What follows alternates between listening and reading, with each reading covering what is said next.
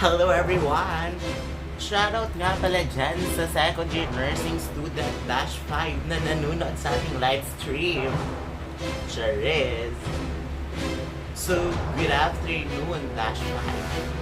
This afternoon, I'll be tackling the global war and I'll be playing a video regarding this topic to help us understand and have a better perspective regarding the topic, which is the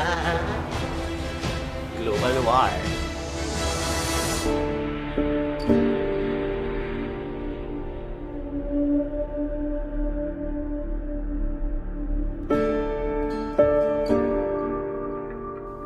When two passenger planes plunged into the World Trade Center towers in Lower Manhattan on the morning of September 11, 2001, very few people understood the long-term ramifications that this human tragedy would have on the entire world.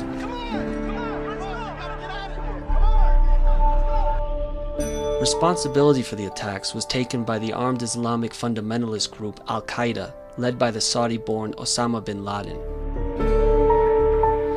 In a speech in which he explained his group's motivations for the destruction, bin Laden cited the United States' ongoing intervention in the Middle East. Nearly 3,000 innocent civilians died in the terrorist violence, which provided the catalyst for a new international hegemonic campaign spearheaded by Washington. The administration of then-President George W. Bush and his close circle of neoconservative figureheads quickly seized upon the calamity to push forward an aggressive crackdown on dissidents in the United States. Military intervention in Afghanistan in 2001 was followed by a renewed war effort in Iraq in 2003.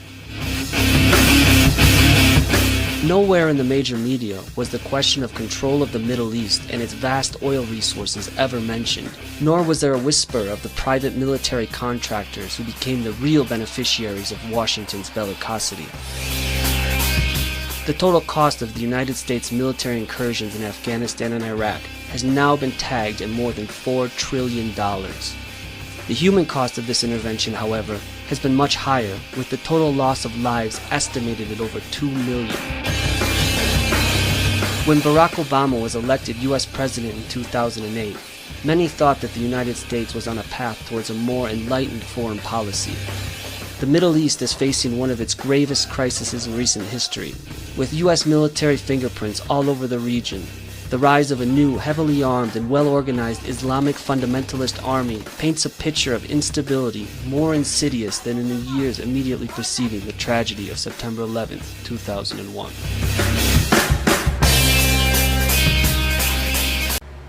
So guys, after watching the video, it is an indeed unforgettable history.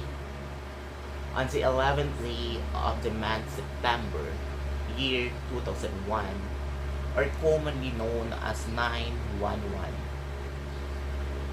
Actually, rather supposedly a normal day, but ended up the day of tragedy in United States.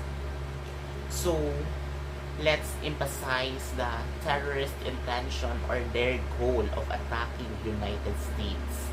By the way guys, Al-Qaeda was led by its mastermind, Osama bin Laden.